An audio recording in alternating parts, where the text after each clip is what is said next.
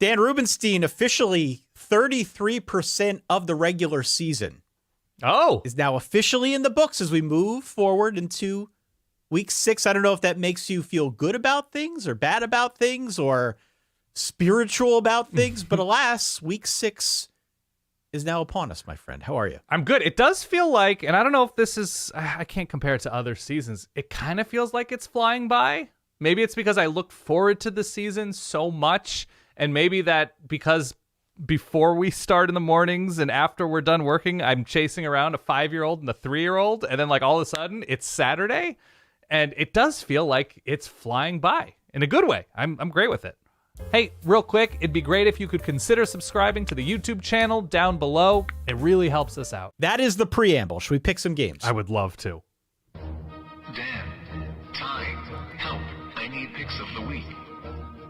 It is a Snaggletooth Saturday. It is also a bit of a sleepy Saturday, if I'm being honest. This was another name that we kicked around.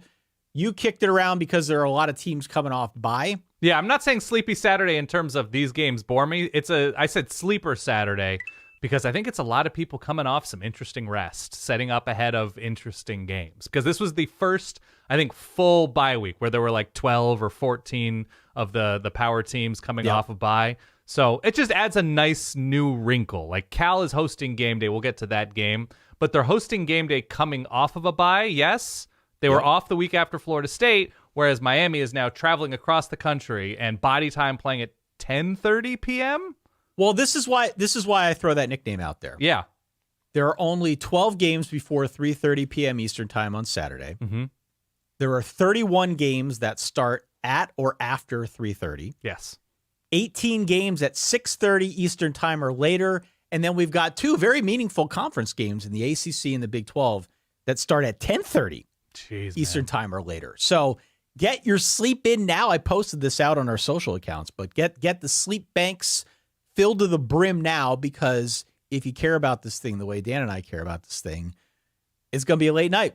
Is it another late night? Just get used to it. Late night Arizona 2 weeks in a row, right? They had the Utah game last week. That was pretty late. And then they have, who's Arizona have this week on the Texas later Tech. side? They have Texas Tech on the later side. I saw that it's a Mark Helfrich Cooper Onion, Connor Onion, one of those kind of game. So yeah, the Copper Onion. And Copper Onion, right? That could be like, we should invent new Big 12 rivalry trophies, and the Texas Tech Arizona matchup wins the Copper Onion tie. We're going to secret verbal this guy, and we're going to ask him his thoughts on copper prices currently. So we're gonna, is it Connor or Cooper Onion? I think it's Connor. I think it's Connor Onion. Yeah, Connor Onion. We're going to secret verbal him. We'll explain what that is at the end of the episode. Has to be copper related, though. Something copper related. It used to be the Copper Bowl, I want to say, in Tucson, right? So it actually does. Was the well, we're going very far afield of what we got to give ourselves time to research this. We can vamp later on in the episode. But again, for who gets to take home the Copper Onion, Texas Tech, Arizona. That's correct. Can we make a Copper Onion and send it to the school? Yes, we could. Okay, God, Ty, so many ideas. Let's get into the week. 12 p.m., high noon on ABC, Mizzou and Texas A&M. This is kind of like the marquee matchup. It is the only matchup on Saturday between ranked teams. Mizzou is 9, Texas A&M is 25th. On the A&M front, Connor Wegman is again a game time decision, as he has been for the last couple weeks now. He's been on the shelf with a shoulder injury. We could talk about what that means. A&M is a 2.5-point home favorite. So let me start here. I think the conventional wisdom over the last month or so has been that A, Texas A&M may be further along than expected, and B, Mizzou not as good as we thought. Yeah. Do you subscribe to that train of thought or no? I'm willing to give Mizzou, the grace and the benefit of the doubt in that it's a new defensive coordinator, in that maybe they're just out of rhythm offensively. It's probably not a Cody Schrader thing without him there. Like, I think Nate Noel's really good.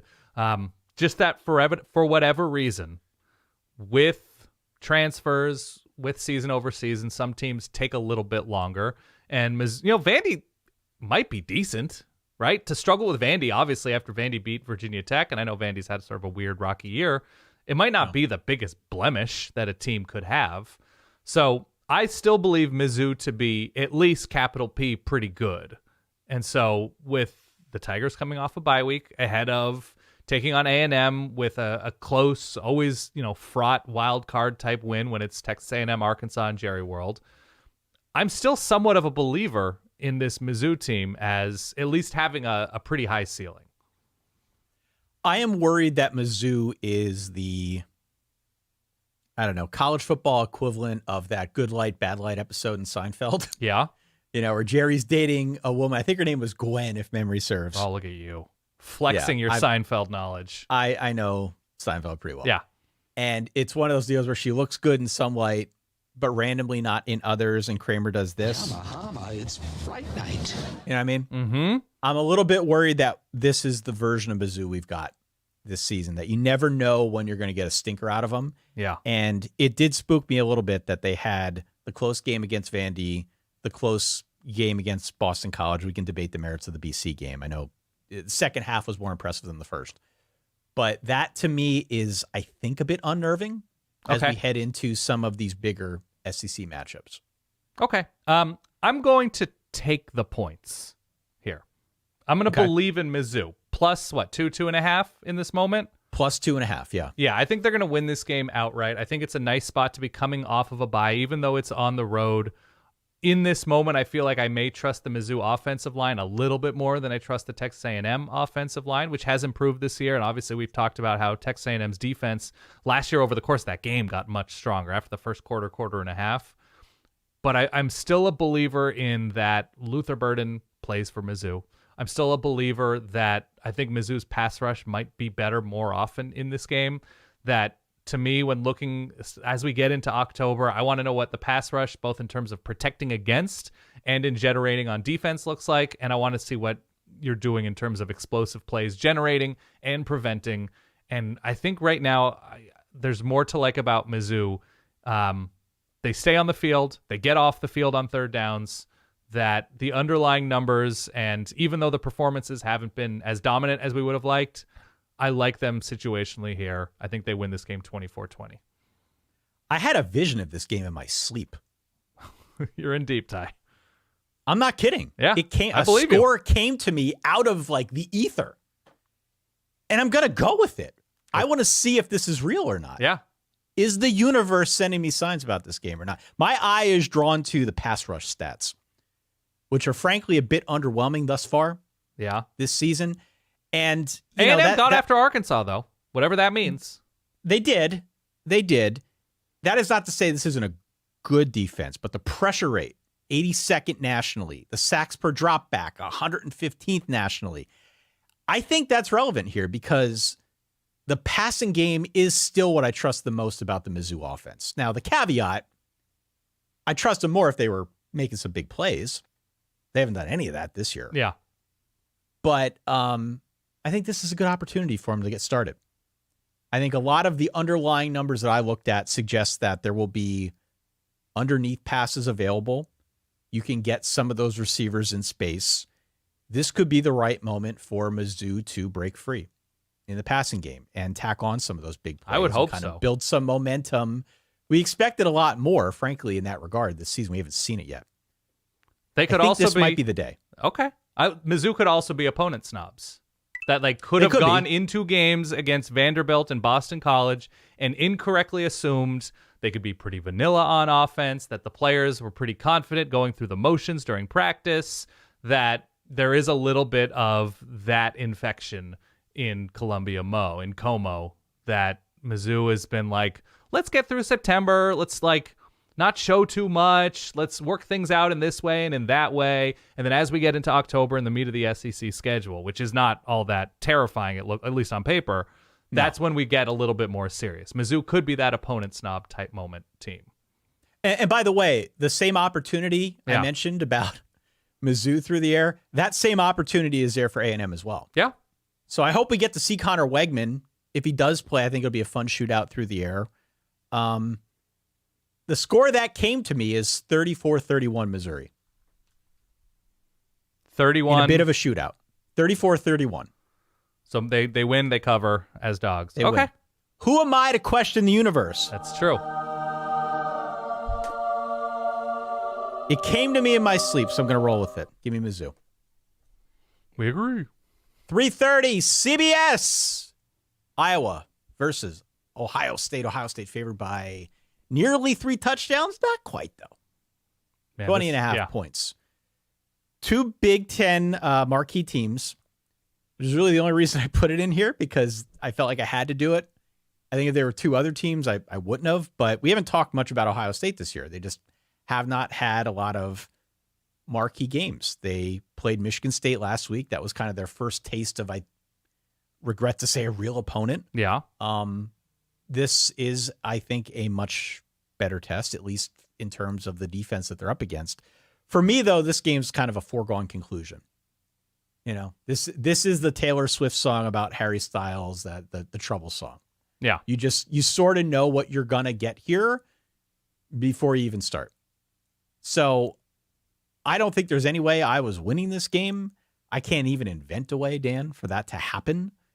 I think the Ohio State defense is way too good, especially against an Iowa offense that is better, but not nearly good enough. Not nearly coming off a bye, though. Whole team. Whatever. Sleeper Saturday. Yep. Continue. That doesn't mean that much, okay? So I'm looking at this one purely in terms of the point spread. Yeah. From my standpoint. I think Ohio State's winning. The question is point spread in Iowa. Where are you at with this? Went back and forth once again. I mean, look, Cade McNamara, or if we don't want to be specific to a player, the Iowa passing attack, quote unquote attack, might be the second worst in the conference behind, maybe just ahead of Michigan. And so I guess there is a Cade McNamara factor, although he seemed to be much better for Michigan. That worries me, that Ohio State should be able to do a decent job against the Iowa run without even dedicating a lot of manpower to it, just because they're so talented up front. So that's concerning that they can force a bunch of mistakes, turnovers, and 3-and-outs, and not, again, stack the box. They will probably don't even need to do a crazy job stacking the box even with how good Caleb Johnson is for Iowa. And so that Iowa seems to still only have one way to win, which seems to be an improved way to win because they're scoring points more often. That's worrisome to me. I don't think it's a look-ahead spot, even though Ohio State has Oregon the following week. You take Iowa very seriously. The best of Iowa's defense in recent years, they did a pretty good job slowing down C.J. Stroud, legit NFL quarterback 4 years ago, whenever that was. So, I mean, it's not Chip Kelly, it's not Quinshon Judkins, whatever. So I went back and forth with this one, but it's just what that number means to you, basically, because I don't think there's any doubt that Iowa's going to stay within single digits over the course of this game. But, do you think it's 28-10 because Iowa can generate enough first downs to slow this game down and get off the field enough early on? We saw a slow start a little bit against Michigan State, a little bit against Marshall for Ohio State. Yeah. Here's a question. It's just a number thing. Yeah. It's 2 questions. Do you think Iowa can run right on Ohio State? And are you at all worried about Will Howard throwing into the Iowa defense? I think he'll throw a pick. He's throwing a pick a game. That's been sort of his MO. Yeah. Over the course of his career. That's kind of been his thing. My concern on the Iowa side is while the defense is technically the top overall defense in college football per the SP+. I don't buy that, yeah. Per the SP+. I know. They're giving up a ton of big pass plays. And that seems like trouble, right? In a game like this against Ohio State with that kind of ammo out wide, I'm curious to see what Ohio State looks like against a really good defense. I don't think Iowa's going to be able to score. Even if they can run a little bit with Caleb Johnson. I don't think they're scoring more than 10 points against Ohio State. Yeah, Iowa against not so many good offenses, number 16 in defensive points per drive. Still very good, but I don't think they're in this moment capital D dominant, which I think they would probably need to be to get Ohio State off the field 3 times in the first half, 3, 4, 5 times over the course of the game. That's the worry to me. So I wrote down 28-10, so I guess that means points. I don't feel good about it. I got 38-10. 38-10. I'm laying the number. Yeah, I just think Ohio State's not a finished product, which is actually kind of a scary compliment to pay to Ohio State in that they'll learn more about themselves, playing against a defense like this, playing in a game like this. So, yeah, I guess I'm taking points here. I don't feel great about it because the difference between 31-10 and 28-10 to me is pretty negligible. But I don't know. If I was able to pick off Will Howard twice, then I'd feel better about it, I guess. 3:30 ESPN. It's Ole Miss -9 on the road at South Carolina. One of these teams beat Kentucky by 25 points. That's true. One of them And lost the other by is 3. Ole Miss. Yeah, the other's Ole Miss. The other is Ole Miss. To your point that you've been making here, because you overvalue the bye week, South Carolina is off a bye. Sleeper Saturday. They are now headed into a very tough stretch of games, starting this week where they're home against Ole Miss. The next 2 weeks they're on the road, first at Bama, then against Oklahoma. Say what you will about Oklahoma, still a tough place to play. Agree. Tough defense. Yeah. Ole Miss now obviously off of their loss last week at home against Kentucky. I'll tell you straight up, I am terrified to pick against South Carolina at home. Oh, yeah. So what say you about this game? How terrified should I be? Terrified to what? Give the points? Terrified to give the points.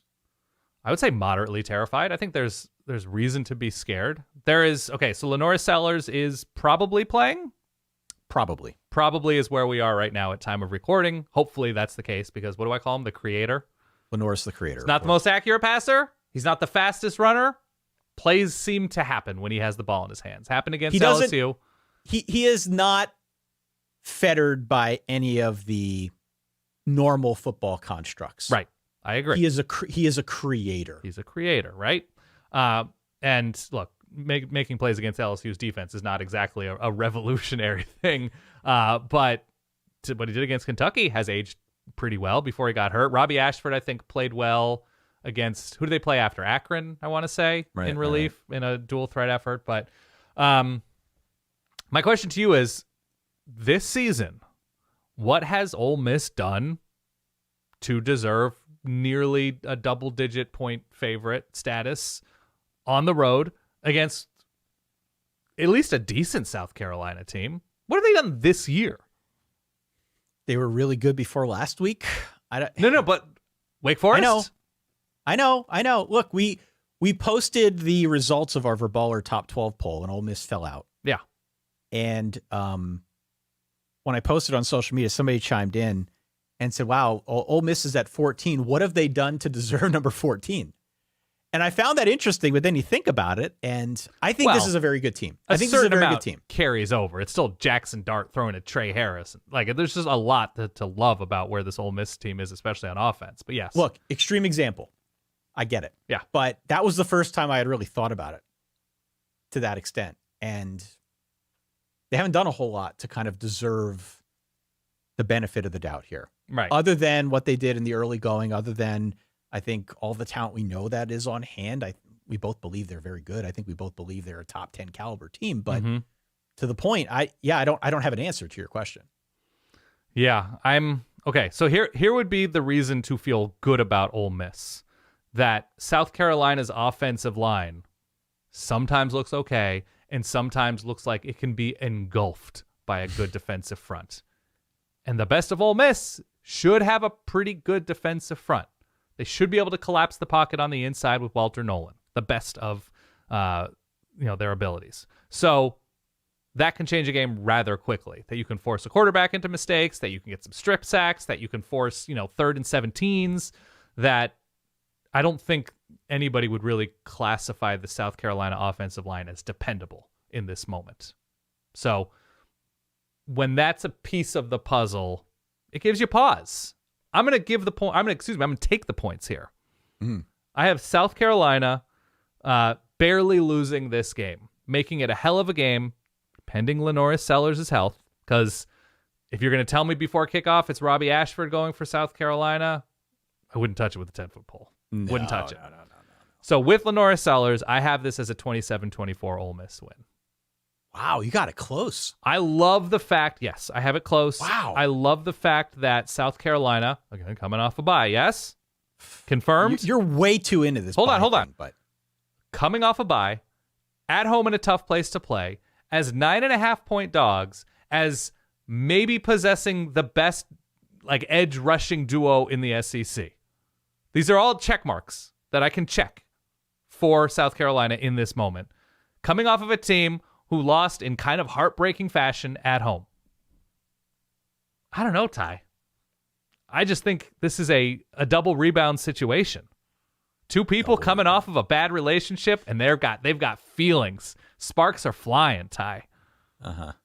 I'm going to take the points. I think Ole Miss is too good. I trust Ole Miss more down 4 with 2:08 left in the game to drive 71 yards.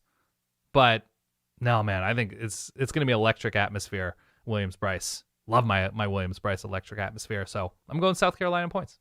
I did find an interesting numbers quirk for both teams.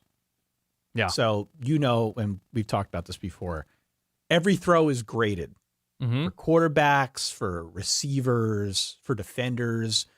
Both defenses in this game are among the worst in college football in terms of percentage of opposing targets deemed wide open. Okay. Which is not good. Not good. They're both at the bottom. So far, that has not really correlated to either defense giving up a ton of big plays through the air. Right. Doesn't matter if your receivers are wide open if Dylan Stewart is plowing you into the ground, Ty. Exactly. Obviously, the big play part of that would be way more concerning. Right. But I think it's meaningful to mention it in a game like this because we've got potentially definitely two, even if it's Robbie Ashford, two mobile quarterbacks who are going to be on the move here. Yeah. And so the threat of the quarterback run, as you know, that can stretch a defense out of shape any which way. And it can highlight stuff like this. It can create big plays because of this statistic. I really like the Carolina defense. I'm just really uneasy with their offense throwing against this Ole Miss defense. Right. What they can do. I think the Ole Miss defense is still really, really solid, despite the fact that, yes, there are some warts that, maybe we're concerned about in light of last week, excuse me. They haven't given up more than 20 points yet in a game this season. So my expectation is Ole Miss got a taste of its own blood. I don't know if it's a zombie Ole Miss situation. Right. But I think they come in focused. I'm kind of thinking it's a potential neck crack game for Ole Miss. Okay. I don't care who's playing quarterback. Oh, man, it's tough in the SEC. I don't know. 33-17 Ole Miss. Big road. 33-17. You're feeling good. You're in. I'm in. Yeah, you know what? And this isn't specific to this game. It's just an example. The South Carolina win over Kentucky is one of the 4 or 5 best wins that have aged especially well. Yeah. I mean, I don't know what those other games, obviously Georgia's win over Clemson has aged especially well with how Clemson has bounced back.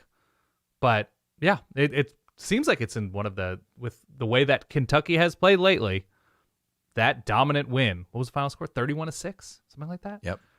Has aged really well. I need A&M to beat Mizzou, so that win for Notre Dame ages well. That's what I need. 7:30 NBC, Michigan at Washington. I don't know why I raised the pitch of the voice there. Michigan, yeah. Michigan. They played in January. This is a rematch of the title game that Michigan won by 21 points. Different teams now, though, are they not? I believe they are, yeah. It is pretty well documented that both of these teams have undergone a bit of a makeover. We've had 5 weeks now to see the proof of concept for both programs. This is notably Michigan's first road game of the year. But even still, did it surprise you to see the point spread? Because Washington is favored by about a field goal. Yeah. In this game. Didn't surprise me. Didn't surprise me because Michigan feels like an LRO team. The luck is going to run out. That you can only win a game with freak running plays against USC late. You can only win a game with, having Minnesota get jobbed on an onside kick, ripping the ball out of somebody's hands in deep territory for a touchdown. The ways Michigan are winning games right now doesn't seem super sustainable. Now, you're right about Washington. Does not look like last year's Washington team. There's a foreign exchange situation with the roster that between a new coaching staff, new key players on both sides of the ball, it's full new starters, I believe. It was 21 of 22 new starters for Washington. I think they're only starters on offense that were returning were starters on other teams. Right, exactly. They were not Washington starters. No. The big thing to me with Washington is they've lost winnable games. The Rutgers game was winnable. The Wazoo game was winnable. In big moments, namely against Wazoo, that they faded. And Wazoo ran decently well. Rutgers ran decently well, but they didn't stomp them. So the question to me is, if Washington's a decent team that gets in their own way via penalties, via play calling, whatever, is this a Michigan team, again, that's good enough to take advantage of a poorly run team in the moment? Like, well, yeah. That's my question. The fundamental question I think about Michigan is how many teams in this schedule are built to stop their offense? right. Can stop their offense, which I want to start calling the maize and blue cheese because of how they cheese the run all the time. Yeah. I like don't that. know if that's going to have legs or not. But that I like the word cheese. Yeah, the Michigan offense with the case of the runs. I like that. Issues with dairy. : issues with dairy. Colon subtitle. Yeah, I mean, colon and runs. Obviously, that goes together nicely, and too. blue cheese can do that to you. Yeah, people respond to dairy differently. I think Washington wins this game.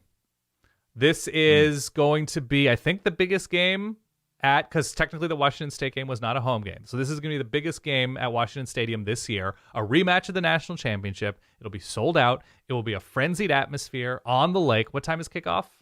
7:30 Eastern time. At night, with a quarterback who has struggled mightily at home, Ty, in the friendliest of confines.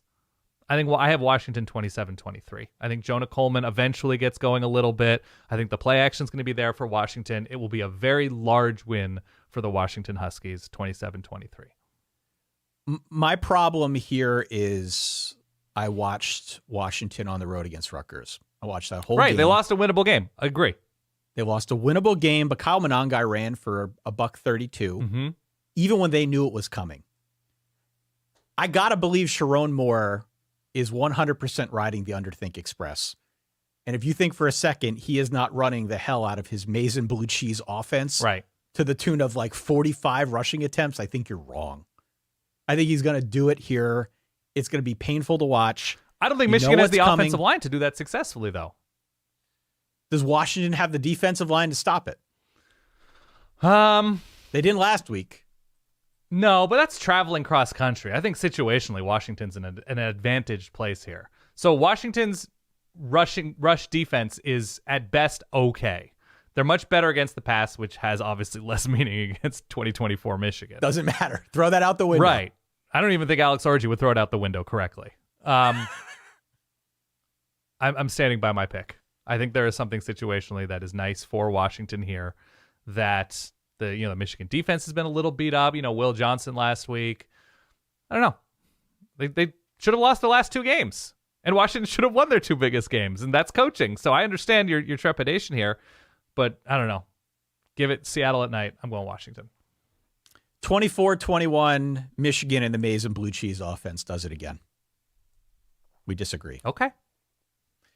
Another 7:30 game on ABC. This one is Tennessee. Now minus 13.5 points. This is tricky, game. Man. On the road at Arkansas. So you I like Arkansas and Taylor Green. Yeah. This is a biggie. This is at home. This is at night. This is going into a bye if you are Arkansas. But Tennessee coming out of one. Tennessee coming out of one. Yeah, thank you. Before the year, we had called this game out as maybe the game that makes or breaks Sam Pittman at Arkansas. I don't think that'll be the case here because there has been improvement. It feels like there is some steam on Arkansas, but who knows?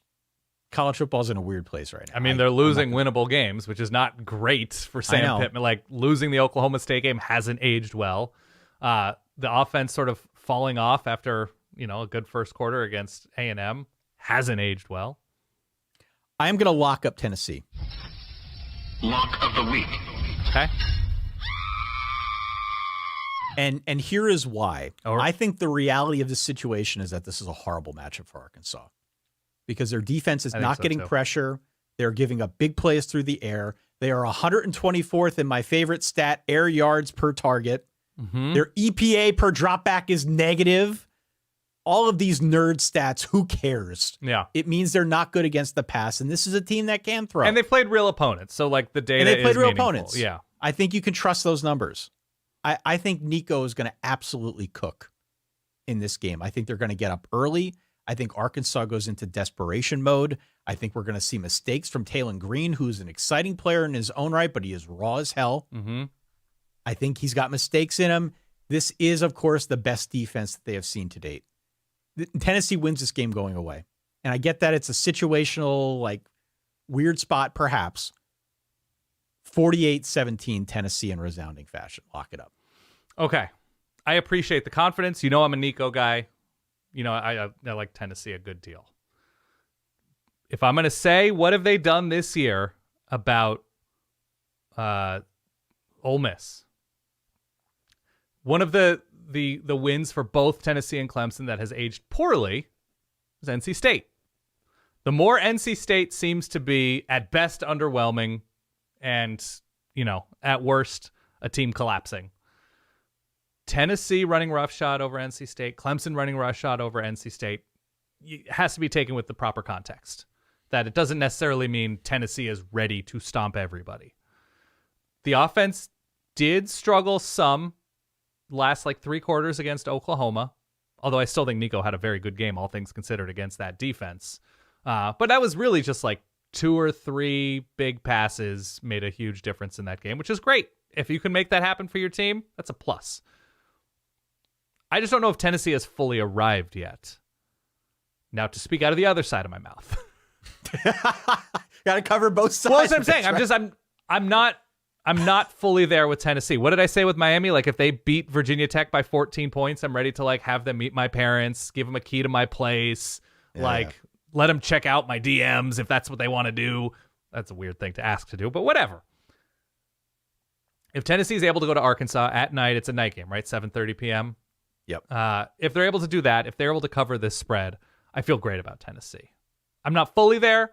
I got closer to being there with the Oklahoma game. Would love to see them run the ball a little bit more consistently as well. I think the key matchup here is the Tennessee defensive line against the Arkansas offensive line. That, to me, could pose a number of issues to, once again, change the complexion of this game, forcing 3rd and 17s, turnovers, confusions, whatever.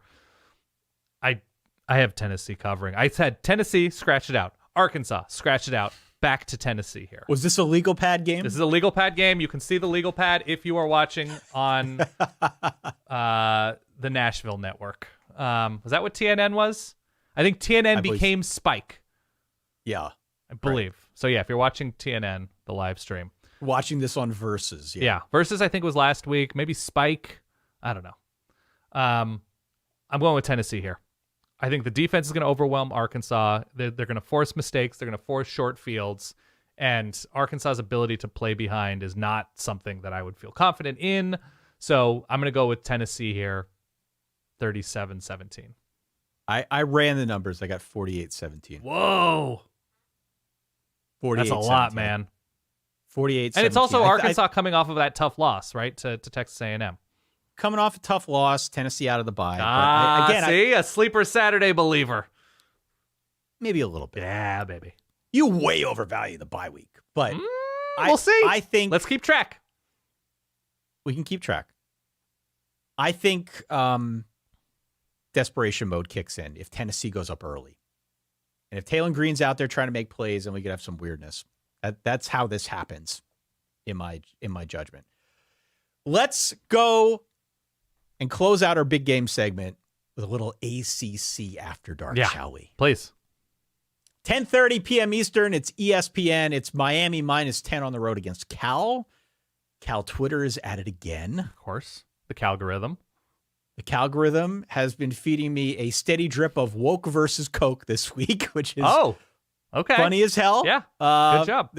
I got to hand it to them. Their Cal Twitter is bringing it. Mm-hmm. They continue to bring it. And I'm excited for them. They are now getting game day for the first time, as you mentioned earlier. I saw Justin Wilcox made mention of this in one of his pressers this week, saying that they're working with local eateries to try and provide food. Great. To anybody who shows up early for the broadcast, which is just awesome. It'd be nice if we could see if Justin Wilcox and the tech minds in the Bay Area were really on top of it. We would get, you know how during like a post-war Reconstruction era, supplies are like parachuted in, you know, the airlifts. If we could get a breakfast burrito airlift to the Cal fans waking Coming up down early. in little parachutes, like Tiny in little Hunger Army Games? men parachutes with breakfast burritos. Burrito drone? Can we buy burritodrone.net? .eu? Whatever we need to do? Is this our new business? Burrito drones? If we can get that going, Cal people. I would quit this podcast in a second if a burrito drone were a real, like, Wait, hold on. monetizable concept. So you would quit it if you could start a burrito drone company, or you would quit it in search of constantly ordering burrito drones, and that becomes your priority in life? Yes. Okay. I'm just going to say yes. Yeah. Yes to both. Alas, they're getting game day. It's exciting. By the way, trivia for the water cooler. Can you name, how many of these can you name? All right. There are 5 schools, power conference schools, that have not hosted game day as a result now of Cal getting it. 5 schools have not hosted college, I'll say football game day, because some of these definitely have hosted the basketball version. Kansas? No. Illinois? Kansas had it last year. Illinois is 1. Rutgers? Rutgers is 2. How many more do I need? 3? 3. Ohio State? Ohio State? Of course. The clue was basketball. I know. kinda let that- So North Carolina? No. North Carolina's hosted? Yeah, Illinois and Kansas. The Bill Self, expressway. No, it's Illinois and Rutgers. Kansas hosted it already. Oh, Kansas, excuse me. Illinois, Rutgers, Stanford definitely has during the Harbaugh era. I don't want to say Arizona? ACC basketball schools. Wake? No. Wake has hosted game day? Good That's for what Wake. they tell me. NC State? They've hosted it. The 3 are this. It's Maryland, Duke. Syracuse, and Virginia. Maryland's. Oh, yeah, we got to get to Cuse. Come on, game day. Illinois, Maryland, Rutgers, Syracuse, and Virginia are the only 5 that have not gone yet. Oh, those are basketball. Yeah, there's that connection. Other than, I guess, Rutgers. And Maryland's still an ACC school. Maryland let's be absolutely clear. is an ACC school. On loan to the Big Ten. Continue. So look, for as much as I appreciate the Cal story and the Cal Twitter and the Calgorithm, and for as much as I am mildly terrified about betting a road favorite traveling cross country to play a late night. 10:30 p.m. So at least some of the players and coaches, they will not get on West Coast time. Yeah. I hate that scenario for Miami. Yeah. I'm going to take Miami here. I'm taking Miami. I'm laying the number. Cal's season, if you look at this, has been dictated by defense and creating turnovers so far. It has not been a good offense. It has not had a good offensive line. I think Miami's going to control the line of scrimmage. I think they pull away in the second half. I've got it at 34-20. Late night win for the Canes. Probably one of those deals where you're watching. If you bet the spread, don't bet the spread in this game. Right. You'll be terrified. But one of those deals where it's like 27-20 until late, and then they get a late touchdown or something like that. This came down. This was a 2-touchdown spread. And now it's like 10.5, 10.5. 10. I got it at 10. Yeah. Yeah. On the document, I think you listed at 10. Yeah, the interesting thing to me is I think Miami is probably a little undervalued. Like when you look at the game against Virginia Tech, obviously they needed to survive that game via a weird call at the end on the Hail Mary. And this is like the weirdest way to quantify something. But on non-turnover drives last week, turnover is part of football. Don't commit them, quarterbacks and offensive players. Don't drop the ball. Don't throw it to the other team. Yeah, if we count all the non-turnovers last week for Louisville against Notre Dame, it's a much different. Yes, of course. This is your wheels. If I had wheels, I'd be a bicycle. Yes, exactly right. And both of these teams, turnovers does play a part in their story. But in the non-turnover drives last week for Miami, just in terms of where the offense was succeeding when not giving the ball away, they're scoring 5 points per drive. They scored touchdowns on 5 of 7 drives. It's pretty good. And for Cal to beat Auburn, nice win on the road. Obviously, it generated all the memes, all the tweets, whatever. But they generated 4 or 5 turnovers in that game and won that game by a touchdown and held on to win that game. And so just in terms of the offenses faced, and didn't score a touchdown against Florida State, which that is going to continue probably not to age well, to not beat this year's version of Florida State if you are a decent enough team. I think Miami's clearly better. Now, you're right, though. Situationally, Justin Wilcox, with time to prepare, by the way, prepared for Cam Ward last year. Different teams held Cam Ward down. I think it was something like 6 yards per attempt. Cam Ward at Wazoo against Cal. Believe it, at Cal. So there's something there. A little something, not a lot something. I'm still going to give the points. I still think Miami has too many ways to score. Mario Cristobal, Berkeley has been a little bit of house of horrors for him. But nevertheless, I'm going to go with Miami here. 35-14. I think it's going to be relatively comfortable. Okay. We agree. Yep. You want to be the quad fathers again? Build some quads for this week? Yes, but if you are going to build up your quads, do not take the quad fathers' advice. Foam roll, ice, take advice from professionals. Don't pull a Tom Platz. You will be crippled, as I am told by actual Olympic lifting coaches. Okay. All right. Think about the heart, the passion, the love, the commitment, and the energy you're willing to put into it. I don't know if this is weird to say, Ty, but it would be hilarious if you decided to just dedicate next spring to just building out your quads and nothing else. You just show up places and you're like, I'm sorry, is Ty absolutely jacked but only between his knees and hips? Is Ty bursting out of his shorts but nowhere else on his body? It's a hilarious visual to me, though perhaps it's because we spend too much time talking to each other. It's a little bit like Roger Federer's right arm versus his left. And Rafa Nadal, yes, absolutely. The tennis players have that. You sometimes see the shots of like The Rock when he's just got these massive legs, but everything is sort of proportional because he also lifts and does everything else. It'd be hilarious on your like 153-pound body if you just had massive quads. Yeah. It'd be a very funny visual to me. Anyway. I look like this from the waist up and then Saquon from the waist exactly down. Right. So dedicated. It's in such a poor bit of a path for your life forward. Continue. Did we start a trend with this segment? With? I feel like we started a trend because now everywhere I look, everyone's posting like quad box stuff out on social media. Probably. That's okay, Ty. You've been influencing the influencers for as long as I can remember. I feel like everybody's doing it now. I know. And I don't care. I'm glad. And flattery is the sincerest form. I don't even Imitation know. is the sincerest form of flattery. That's what I meant. Yeah. We're all in this together. Yeah.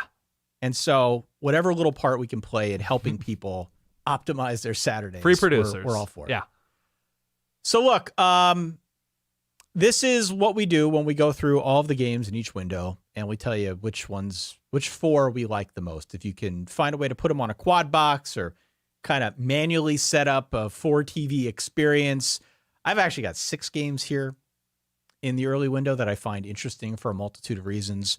We don't need to talk through all of these in the same level of detail that we did those at the top, but the 4 games that I pulled out here in the early block are SMU, Louisville, UCLA, Penn State, Pitt versus North Carolina, and Boston College versus Virginia. Feel free to substitute in Navy versus Air Force or Army versus Tulsa, whichever you're into. Beyond that, not seeing a whole lot. Those are the 6 biggies for me.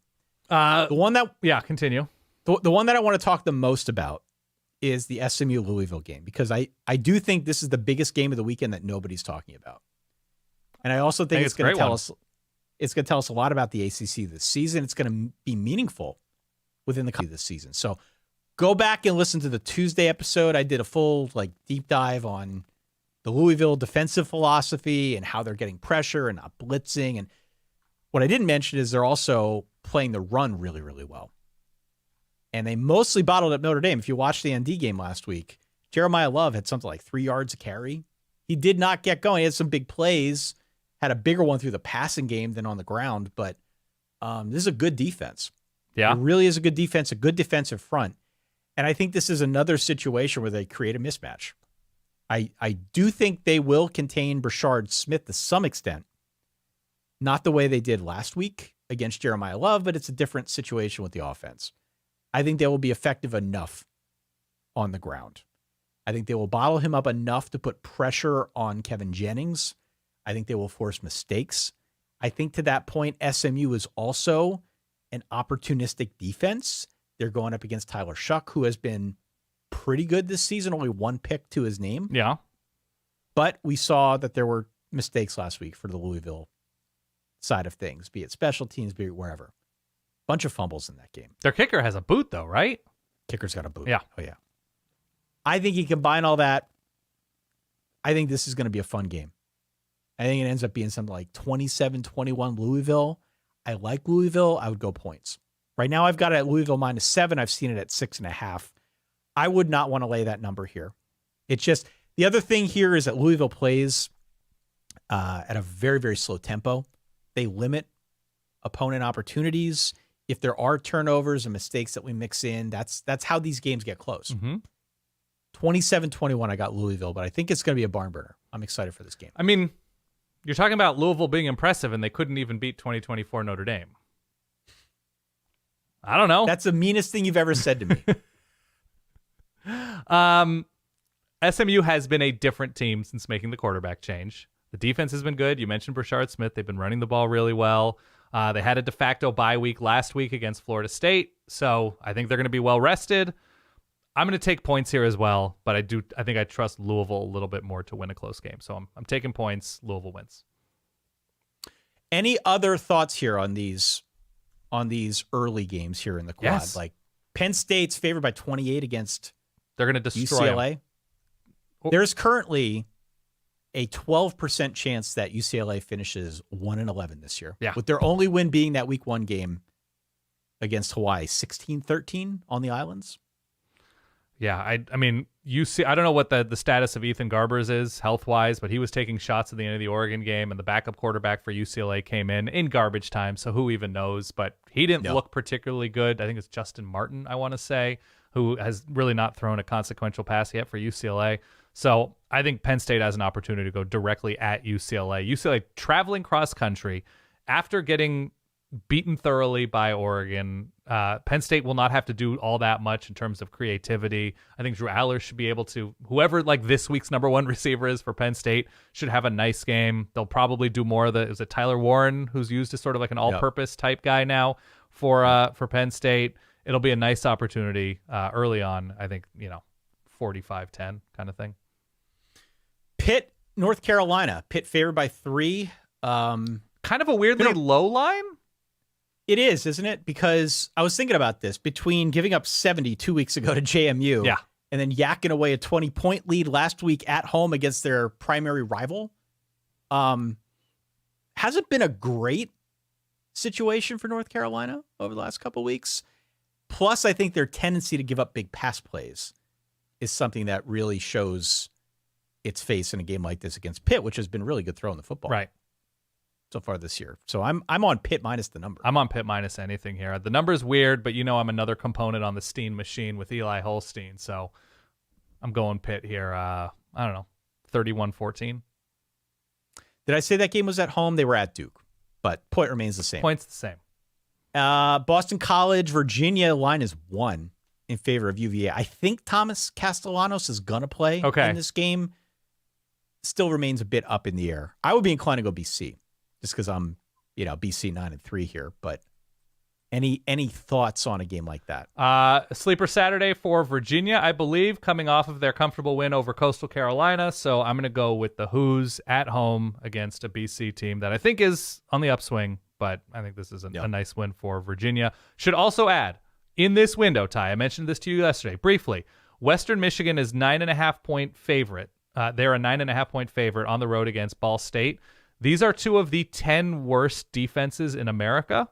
So if you have an itch for like a 75-70 type affair, maybe, just maybe, give Ball State and Western Michigan some of your time.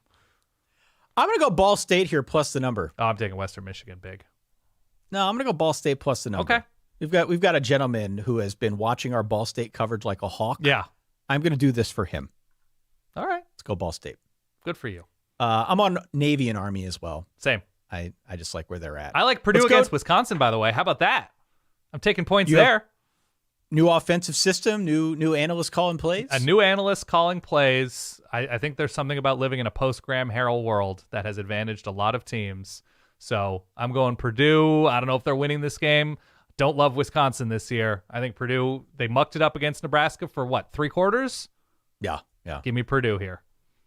All right, let's go to the afternoon quad. My question to you is, how bad do you really want legs? Yeah, Ty. How bad? Not bad enough. I really don't. ABC game at 3:30 is Auburn, Georgia. Also in this block, we've got at 4 p.m. on ESPN2, West Virginia against Oklahoma State. We've got Rutgers at Nebraska on FS1. And we've got Miami, Ohio against Toledo. This is actually a pretty good window of games right here. I know people will write in and ask about window of opportunity. I guess that would be early. Right. Just because there aren't as many games. I'm not going to play the sound now. It's a little bit after the fact. But this Auburn-Georgia game is interesting because I think in a normal circumstance, we would want to put this one at the top. It's a historic matchup, right? Rivalry. Traditional rivalry. But the line is 24 in favor of Georgia. And my first thought upon seeing the matchup was, oh, God, Dan, what is going to happen to Auburn in this game? Why, though? What is going to happen? It's Georgia in a rivalry game coming off of kind of a heartbreaking loss against Alabama. They start the season off super well, cannot distance themselves, barely sneak by Kentucky. So we're talking about a team who gave up a ton to Alabama, had to sneak by Kentucky, and is now a 24-point favorite. This year's version of Georgia. If we're going to say, like, yes, we have to respect certain elements of what Georgia has done in a huge way these past few years. But also, this year's Georgia offense has not been incredible at all times, right? They were down the stretch last week. They were. It wasn't a great first quarter and a half.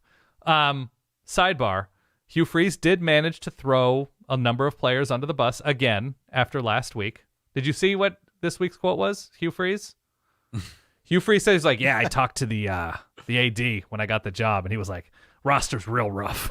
Like, he was like, I'm not going to throw Brian Harsin under the bus, but, we need different players if we're going to compete in the SEC. Hugh Freeze is good at doing this. He's good I love it so much. Yeah. We are like a week and a half away from Hugh Freeze saying, like, Spanish-American War, fault, my players. Civil War, you look at it, my players. World War II, the real cause, my roster, my players. I'm going to take the points here. Auburn was my lock of the week last week and let me down. I'm not getting off of that wagon right now. I'm going Auburn and points. They do just enough to stay within like 18 or 20. I'm taking points. I'm worried this is a zombie Georgia situation. They tasted their own blood. I could be. Rip Auburn limb from limb. Yeah, I'll lay the number. 33-16. Georgia doesn't cover.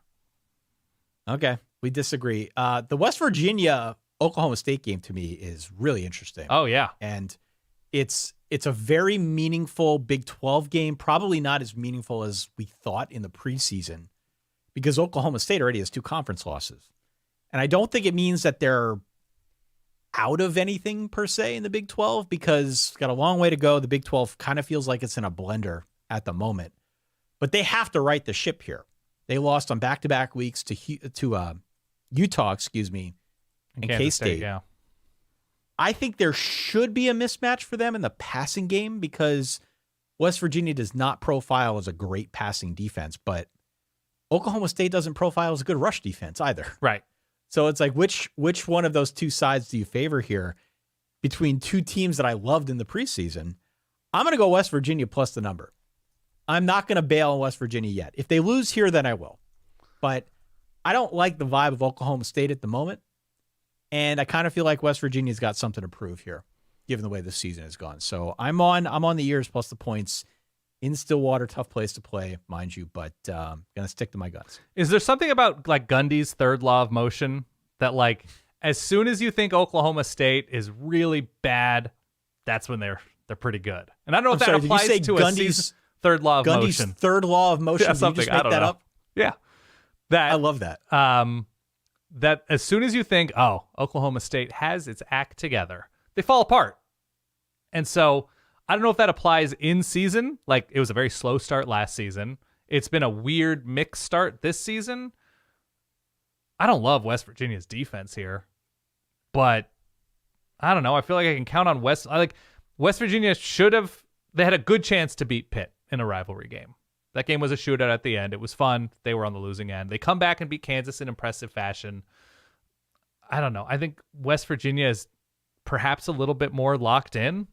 I've watched a lot of Oklahoma State football, and it has not been fun this year. No. So No. I would like West Virginia a little bit more if it were at home. But West Virginia is a what? A team coming off a bye, are they not? They are, yeah. Well, West Virginia here, Ty, in a sleeper Saturday tradition. I think they're winning this game outright by a touchdown, 28-21. Rutgers at Nebraska. Nebraska favored by 6.5. This figures to be a slow, plodding game where both teams run the clock all the way down to 0 before they snap the ball. Yeah. That's what this game is. And I would not watch this game if not for the fact that it seems like one of the best options in this quad.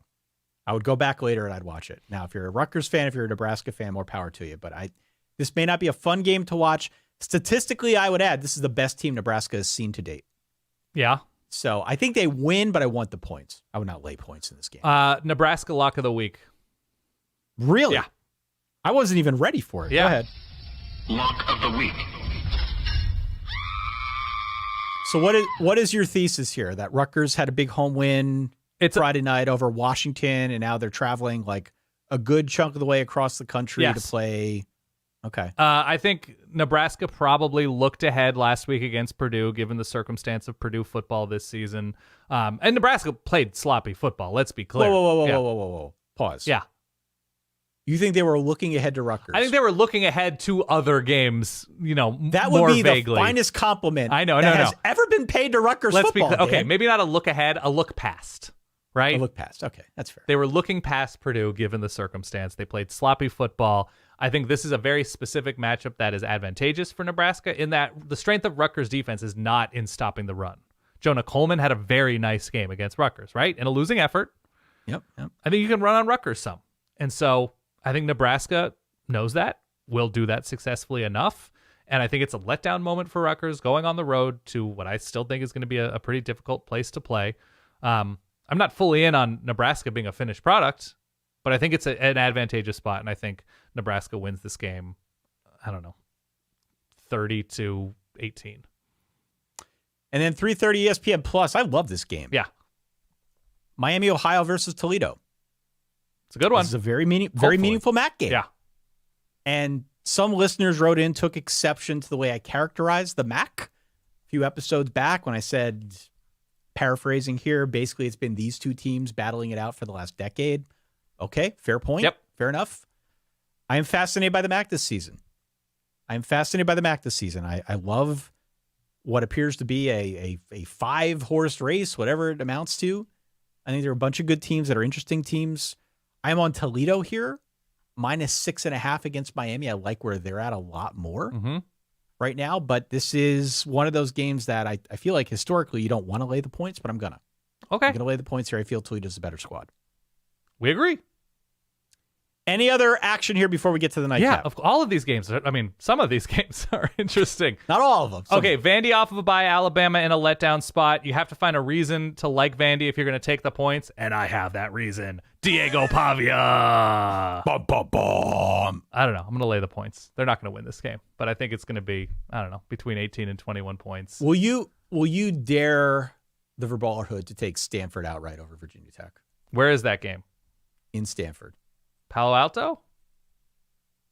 -8, Virginia Tech on the road. I don't hate it. I've looked at that game a bunch. Stanford home dog of the week. The Yakos, home dog of the week. 2 road games in a row, going to a weird, quiet place in Stanford. Stanford, by the way, they played decently well in a blowout. Again, it's hard to say when you look at that final score. They played decently well against Clemson. Stanford home dog of the week. Outright? No. I'm not doing that. Is there a reason to like Virginia Tech, though? No. So right now, no. I'm going to take Stanford then. I'm going to go Stanford outright by 3. 27-24 Stanford. How about that? Come on, Ty. You got to have balls sometimes. Really wanted to take Northwestern at home. Their offense is terrible. And I don't think it's fully Zach Lujan. I don't really think it's fully his fault. They just don't have a quarterback. They don't have a passing game at all. You can stack the box against Northwestern and feel bad for Cam Porter because I think he actually is a good running back. But Who does Indiana have next week? The reason I ask is because it does feel a little bit trappy. A good defense at home in a weird venue, Northwestern. Well, I do believe in Northwestern's defense this year. Yeah, next week Indiana's on bye. Oh, well, then going it's an into open a bye. phase. Yeah. But then after that, that's when the season starts for Indiana. Because when they come back from bye, they've got consecutive home games against Nebraska and Washington. Then they go on the road against Michigan State. And then week 11, home against Michigan. That'll be a huge game for Indiana. That's actually right now, of the next 5 games, the only one they're projected to lose. And that's only like a 2-point projection right now in favor of Michigan. Okay. Beautiful weather in Evanston, supposedly. 73, 74, and sunny on the lake. I'm going to take points here. This has the feel, I'm sure it's like deep Big Ten network. It has the feel of there's 6.5 minutes left, and Indiana's up 17-14 against Northwestern. 13-10. I don't know. I'm taking points there. I think Indiana wins, though. Let's go to the nightcap. Please. You have to achieve failure. You have to take it that far. Nobody wants to go that far. It's too scary. Too scary. But you know something? I got news for you. That's where winning is. Yeah. That sound is way too long, but it is meaningful. It should mean something. Yeah. I love when he says, too scary. It's great. Too scary. Tom Platz. What a guy. Yeah. 7:30, Big Ten Network, USC -8. Yeah, our friend Yogi Roth calling this game. Yep. On the road at Minnesota. Do we have, just out of curiosity, a little bit of a letdown look ahead? Oh, look at that sandwich. I'm so hungry. I'm so hungry. For whom? Oh, boy. Little bit of a letdown look ahead here for USC, right? You had big comeback a week ago Yeah. at home against Wisconsin. You got a big game next week. Penn State coming to town. Oh, that's true. Wedged in between just a random road game against Minnesota at night. At night? I don't hate this line of thinking from you, Ty. USC -8. Statistically, Minnesota has a top 5 pass defense. However, Quarterback skewed by the fact, maybe skewed that they played Iowa and Michigan. Yeah. I don't know. If not for the Stanford game, which definitely caught my eye, I was inclined to go Minnesota plus the 8, home dog of the week here. I think I said in the preseason that Minnesota was going to win this game outright. I do not necessarily feel that way now. Yeah. But I'm on Minnesota plus the number. Minnesota plus the number. Yeah, their pass defense numbers are not worthwhile at all in this moment. I throw them right out the same window as the Alex Orji passing numbers. Yeah, I just think USC is going to score 30-ish a game, and I don't think Minnesota will. So I'm gonna say USC is locked in enough that they win this game. I don't know, 30-14. Clemson -14.5 against Florida State. What am I missing with this point spread? 14.5. 14.5. This number was higher when I made the document. 16. Yeah. It was 16. And then it was announced that DJU broke his finger and he's going to be out a couple weeks. We're going to start Brock Glenn, and the line went down. What am I missing? Not I mean, a good it doesn't feeling speak, if you're DJU. Yeah. Yeah, I was going to say, it doesn't speak highly of DJU. But is there that much steam on Brock Glenn to move the number almost 2 points? I don't know. I'm just taking. Why would you bet Florida State here? I guess you're the chance that Brock Glenn is better. He's what, a redshirt freshman? Would you want to put your money on the chance that he's Not like? I don't understand the logic. I would encourage somebody else to write in. solidverbal@gmail.com. I suppose that if or you are social media, if you are the Florida State defense, again coming off of a not great performance against SMU, but I don't know how much you can fully put on this defense given the struggles of its own offense, that this would be the game to get up for at home against the best team on their schedule, or maybe depending on what you think of Notre Dame. I am not a medical doctor. Yeah. But I have watched medical TV shows, namely Dr. Odyssey on ABC, Cruise Ship Doctor. That's true. You do run a super fan site. Continue. There is a moment when you've got the paddles on the chest where it doesn't matter how many more times you hit the shock button, they are not coming back to life. I am at that point with Florida State. What are we doing here if we're betting on Florida State plus this 14.5? Clemson's been a rocket ship since losing that first game. Yeah. Do we suddenly think Florida State's going to become its previous version of its previous self? I don't. I don't get It's still a pretty big number on the road. It's still a pretty big number. I'm going to take Clemson here. Florida State got blown out by SMU. Well, it's your ACC championship SMU Mustangs. I don't know. I'm just trying to play devil's advocate here, and I understand why somebody would think that like a fresh start at quarterback at home in a game that everybody's locked in for as like a last hurrah for the season. I don't know. Against like the best team on your schedule, maybe? Yeah, I don't see suddenly going to be a content. I just don't understand. Write in. Tell me why I'm wrong. Because I'm not trying to purposely dunk on Florida State. I just would like to understand the logic. That's all. By the way, just in terms of opportunity, I looked it up. There is no subreddit yet dedicated to Dr. Odyssey. So if you're looking as a super fan to start a Dr. Odyssey subreddit, there seems to be a window, although there was a post on the r/cruise subreddit. Y'all ready for Dr. Odyssey? So the cruise community locked in. Can we include some Dr. Odyssey in our Big Ten breakfast? Of course we can. Even though I don't, it's an ABC show, right? It is. With, what was the Charlie from Mighty Ducks? What was the character's name? You don't remember the Mighty Ducks? Well, I remember it didn't look like Joshua Jackson that's the only guy I know from that. But isn't Joshua Jackson is the star of Dr. Odyssey? Is he? I don't know. I have no idea. I haven't even paid attention to it. Oh, yeah. Charlie Conway, by the way. Charlie Conway, yeah. I'm almost positive. Pacey Witter, Charlie Conway, I think he is Dr. Odyssey. But to see the Big Ten, Joshua, yeah, he's the star. Though I think Don Johnson is also on it. How the mighty have fallen. Good hell. Miami Vice, Nash Bridges. ABC does not air Big Ten games, but they do air Dr. Odyssey. So I don't know if there's a clear crossover, but we'll see. What game are we talking about? I don't even remember. We were talking about Clemson, Florida State. Yeah. You're taking the points?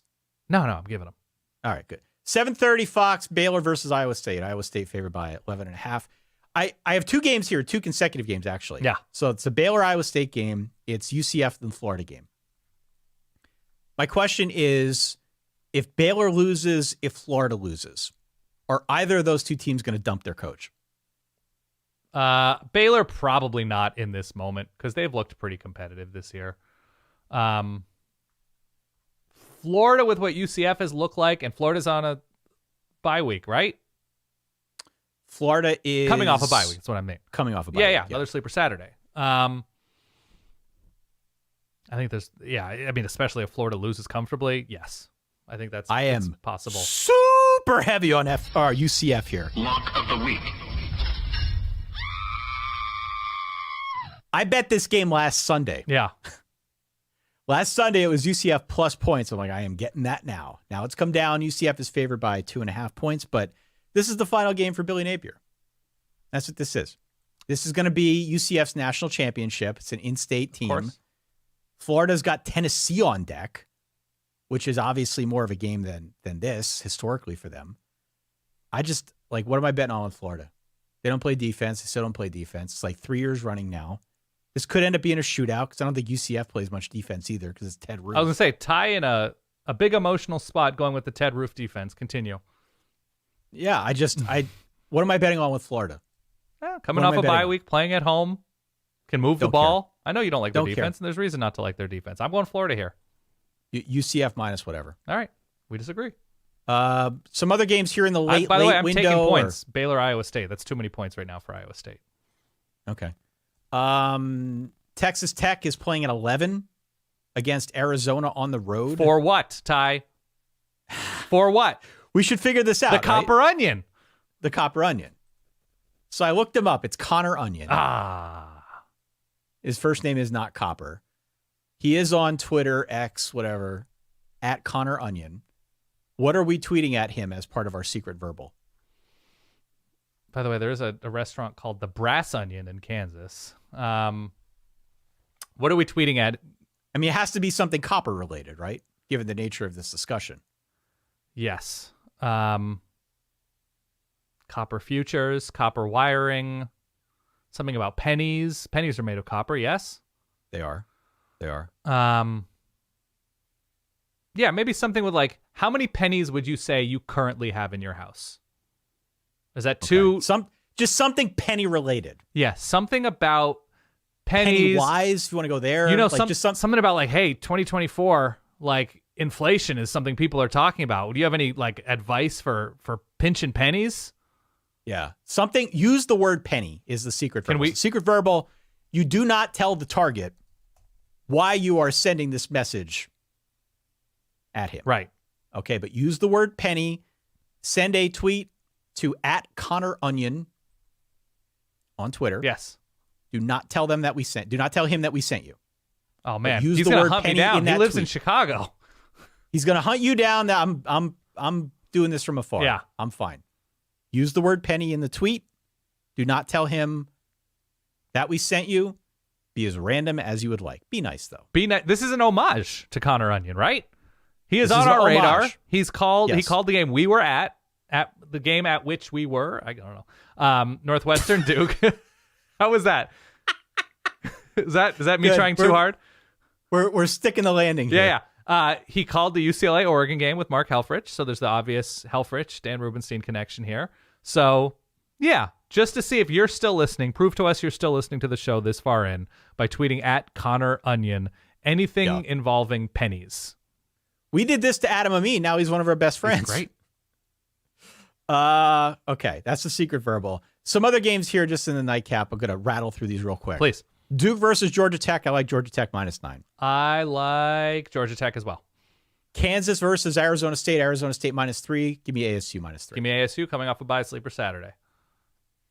And as for other games in this window, James Madison -17 against UL Monroe. I like. I do too. That's all I got.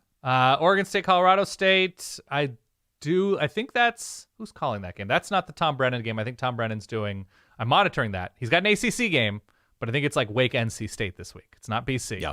I have Oregon State winning that game comfortably. I have the Jags bouncing back in an interesting way against Arkansas State in covering. James Madison, big yes. And I am taking Arizona against Texas Tech for the Copper Onion.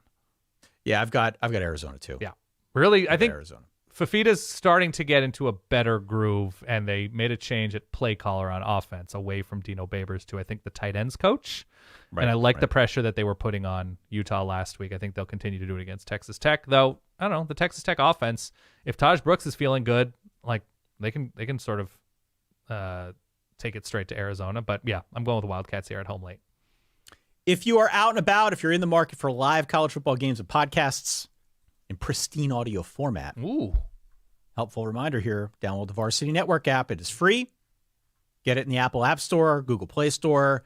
Search for your favorite school. Search for your favorite college football content. You can listen to us. You can listen to the aforementioned sickos. They're on there too. That's true. Download the Varsity Network app. Get your free content. It is a staple for Dan and I as we are out and about amongst the people going to see Cats for the umpteenth time, but still needing to pay attention to college football content. Varsity Network app. Go and get it. I agree. And while we're out here plugging things, Ty, you're on next week's episode of Call Her Daddy. You want to... Yeah. And honestly, it's a side of Ty you never thought you'd see. Yeah, it'd be the least downloaded episode Alex has ever done. Yeah. Only 2 games in the Pat League, but I still implore you to drop that big, stanky drum and fife. So you said 2 games this week. You set up a whole document for Holy Cross Colgate, Ty. What are your 5 X factors you have listed? Holy Cross and Colgate and Lafayette against Fordham. Yes, Holy Cross and Colgate a combined 2-8. Yeah. Games at Andy Kerr Stadium in Hamilton, New York. Looking about 60 degrees at kickoff, Ty. Crisp. A little crisp as we get into October. I'm going with the Crusaders. They gave Syracuse none of what they could handle. They got destroyed by Syracuse, but I like that they're battle tested, Ty. Give me the Crusaders on the road. I'm on the Gators here. Ooh, interesting. I'm on the Gators. Then we got the Yetis of Lafayette going to the Hammies against Hammies of Fordham. Yes. I'm going to go Lafayette on the road, actually. I don't usually pick Lafayette. I'm going Lafayette. Big in the Bronx, Ty. Big in the Bronx. Not a question in my mind. By the way, one team has won a game. That's Bucknell within the Pat League. And Bucknell and Georgetown appear to be the class of the conference early on. Important context. Thank you, Dan. Of course. But none of them play. They don't play. None of them play this week. Yeah. This is the bye week. This is the sleeper Saturday for them. Again. Sleeping in. That's all I have. So look, verballers.com. That's how you can get in on the week 6 pick'em game. Play for the gift card. Play for the dual gift cards, I guess. Not just for our friends over at Home Field, but for the Solid Verbal merch store as well. We'll throw in some free merch for you. Go to verballers.com for more info on that. Or if you're really just interested in the game and not the other stuff, go to playruntheboard.com. We have a little page set up. Just tells you everything you need to know about the game. Oh, by the way, I added more games this week and we left off the player props. So if you're behind in the season-long race to be part of our board, I think I got 15 games in there. Wow. This week, a little bit of a chance to play catch-up. Verballers.com. By the way, should also mention, not to cut you off, Ty, but we did mention Michigan State, Oregon, Syracuse, UNLV, I believe Houston, TCU on our Tuesday show this week, which is why we didn't preview them today. So if you're looking for Oregon, Michigan State talk, that is on our previous show on the feed. We did the early bird special on Tuesday. Yes. Yeah. So go on out to verballers.com. You can find other perks out there as well. Of course, give us a call, 855-VERBAL-3. That's the reverb line as you are watching games this weekend. Would love to have your feedback. We'll include those as part of our recap episode that we record live at midnight Eastern out on the YouTube channel. You can watch it if you want to Saturday night. Otherwise, we drop it early to the feed on Sunday morning. And last but certainly not least, Dan, Big Ten Breakfast. Big Ten Breakfast is sort of our new video endeavor where we take a little bit of a breakfast theme and we preview the action ahead in the world of the Big Ten. Got some interesting matchups this week that we'll talk through. That airs live on the YouTube channel 9 a.m. Eastern time on Friday, and we post it pretty much everywhere after that. So if you don't get a chance to watch it in real time, you can go out to the YouTube channel. It'll be there. It's a fun, weird time. I can't stress it enough. I love it. We also post at a bunch of other places as well. So, okay, thank you to one and all for coming with us on this Week 6 journey. I am Ty. He is Dan. You know your instructions on the secret verbal. Do not spill the beans. Don't say why you're doing it. Just do it. Don't say why you're doing it, but keep those pennies. Yeah. Those pennies. For that guy over there, my good friend, Dan Rubenstein. For myself, Ty Hildebrand, thanks again for downloading, for listening, for supporting, for being goofy with us here over the last hour and 20 some odd minutes, however long it's been. Enjoy your Week 6 and stay solid.